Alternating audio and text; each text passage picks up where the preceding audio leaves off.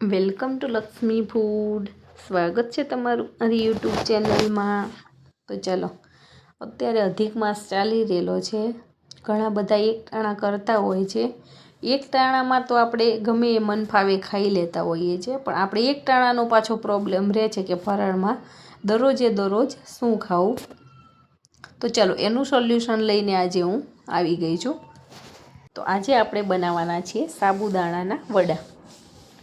તો એકદમ ઇઝી રીતથી, ઓછી મહેનત અને ઘરમાં જ રહેલી વસ્તુથી આપણે આ આઈટમ બની જાય છે અને ખાવાની પણ બહુ જ મજા આવે છે અને પેટમાં હળવું હળવું પણ લાગે છે. તેવા સરસ મજાના સાબુદાણાના વડા બનાવવા માટે મેં અહીંયા 1 વાટકી ભરી અને સાબુદાણાને પલાળી લીધેલા છે. બધા જ સાબુદાણાનો ઉપયોગ હું અત્યારે નથી કરવાની, મારે બીજી રેસીપીમાં પણ ઉપયોગમાં લેવાના છે.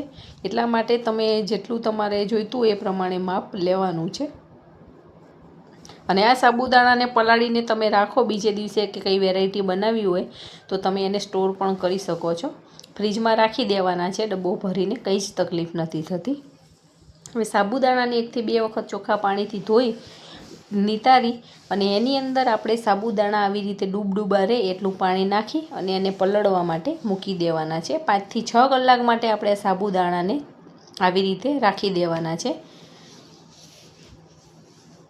હવે સાબુદાણા પલળી જાય પછી આપણે બટાકાને પણ બાફી લેવાના છે, કેમ કે સાબુદાણા અને બટાકાના આપણે વડા બનાવવાના છીએ. તો મેં અહીંયા 500 થી 600 ગ્રામ જેવા બટેકાને આખા લઈ લીધેલા છે. આને વચમાંથી ટુકડા કે એવું નથી કરવાનું, આખા જ બટેકાને બાફી લેવાના છે અને સરસ ચોખ્ખા પાણીથી ધોઈ અને કુકરમાં એડ કરી દેવાના છે. અને એની અંદર 1 ગ્લાસ ચોખ્ખું પાણી નાખી અને ઢાંકણ બંધ કરી અને આપણે બટાકાને બાફી લેવાના છે. મીડિયમ ગેસની ફ્લેમ ઉપર આપણે 3 વિસલ પૂરી કરી દેવાની છે અને થોડીક એર ભરાય પછી આપણે ગેસને બંધ કરી લેવાનો છે, એટલે આપણા બટાકા બધા બફાઈ જશે. અને આખા બટાકા રાખવાનું કારણ એ છે કે એની અંદર પાણી નથી ભરાતું, વચ્ચેથી ટુકડા કરીએ તો અંદર પાણી ભરાઈ જતું હોય છે અને આપણે જે વડાને એવું બનાવીએ એમાં ચીકાશ પકડી જાય તો બનાવવાની મજા નથી આવતી. એટલા માટે આપણે આખા જ બટાકાને બાફી લેવાના છે. અંદર ચપ્પુ વડે આપણે ચેક કરી લેવાના છે. તો બટાકા આપણા સરસ બફાઈ ગયેલા છે. હવે એને એક કાણાવાળા બાઉલની અંદર કાઢી અને ઠંડા થવા માટે મૂકી દેવાના છે. એકદમ સરસ ઠંડા થાય પછી જ એની છાલ આપણે ઉતારવાની છે. ત્યાં સુધી એની છાલ ઉતારવાની ઉતાવળ નથી કરવાની. હવે બટાકા પણ આપણા ઠંડા થઈ ગયા છે અને સાબુદાણા પણ આપણા સરસ પલળી ગયેલા છે. હવે મેં અહીંયા 1 વાટકી સાબુદાણા પલાળેલા, 3 બટાકા, આપણે 3 થી 4 ચમચી જેવો શેંગદાણાનો ભૂકો, શેકેલા શેંગદાણાનો પાવડર લઈ લીધેલો છે. 2 ચમચી જેવું સૂકા ટોપરાનું ખમણ, 1 થી 1.5 ચમચી દળેલી ખાંડ, ટેસ્ટ પ્રમાણે ફરાળી મીઠું, મરી પાવડર, શેકેલા જીરાનો પાવડર, અહીંયા 1 ચમચી જેવા સફેદ તલ લઈ લીધેલા છે. 1 આખા લીંબુનો રસ લઈ લેવાનો છે.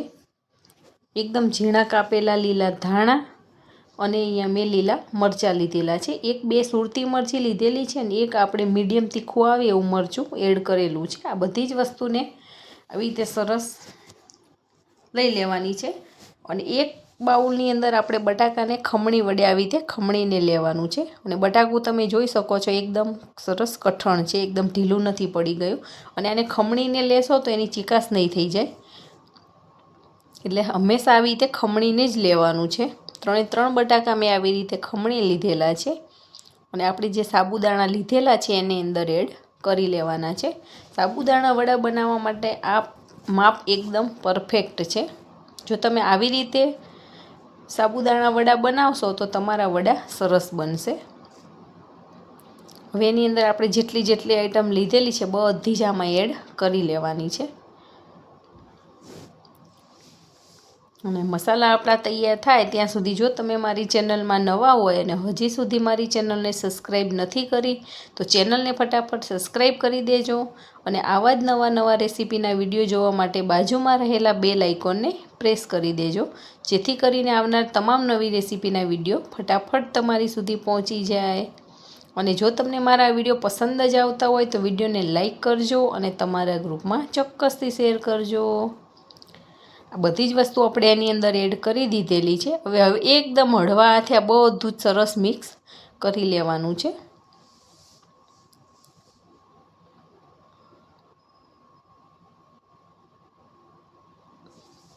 તો એકદમ વડા બનાવવા માટેનું મિક્સર આપણું બનીને તૈયાર થઈ ગયેલું છે. હવે હાથ વડે આપણે આને ગોળ આવી રીતે બોલ બનાવી લેવાનો છે. આ બોલ જો છૂટો ના પડી જાય ને એકદમ ચીકણો ના થાય તો એકદમ આપણું પરફેક્ટ મિશ્રણ બનેલું હોય. હવે આપણે તેલને એક બાજુએ ગરમ કરવા માટે મૂકી દીધેલું છે. તેલ સરસ ગરમ થઈ જાય પછી આપણે આ વડાને ફ્રાય કરી લેવાના છે. ત્યાં સુધી આપણે વડામાંથી ગોળ ગોળ નાના નાના બોલ્સ જેવું બનાવી અને તૈયાર રાખીશું. એકદમ ગોળ બનાવવાની એવું કંઈ જરૂરી નથી, થોડો ગોળ શેપ આપીએ તો સારું લાગે એટલા માટે. તો તેલ ગરમ થાય ત્યાં સુધી આપણે પ્રોસેસ કરી લેવાની છે. એકદમ ઝીણી ઝીણી વડી બનાવવાની છે, જેથી કરીને ફૂલાશે એટલે બહુ ઘણા બધા મોટા વડા બની જાય છે. અને તેલ આપણે મીડિયમ ગરમ રાખવાનું છે. સાવ એકદમ ઠંડુ નહીં ને બહુ ગરમ પણ નહીં. અતિશય ગરમ હશે તો ઉપરથી ડાર્ક થઈ જશે અને અંદરથી કાચા રહી જશે. તો આવું આપણે આ જે છે એ ટાઈપનું તેલ ગરમ રાખવાનું છે. અને વડા નાખ્યા પછી થોડીક વાર ગેસની ફ્લેમને હાઈ રાખવાની છે. અને પછી થોડીક વાર એને આપણે મીડિયમ કરશું, હાઈ રાખશું, મીડિયમ કરશું, એમ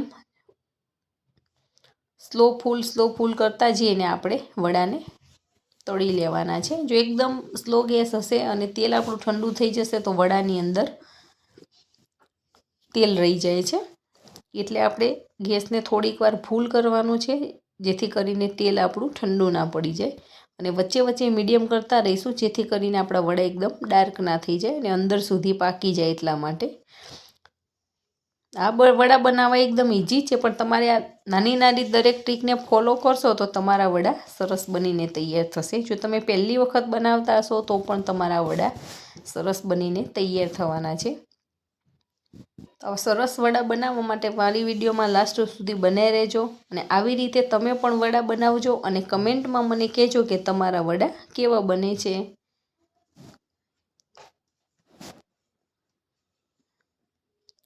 અને આખો મહિનો આપણે ખાવાના હોય છે, એટલે દરરોજ આપણને કંઈક અલગ વસ્તુ બનાવી અને ખાવાની ઈચ્છા થતી હોય છે.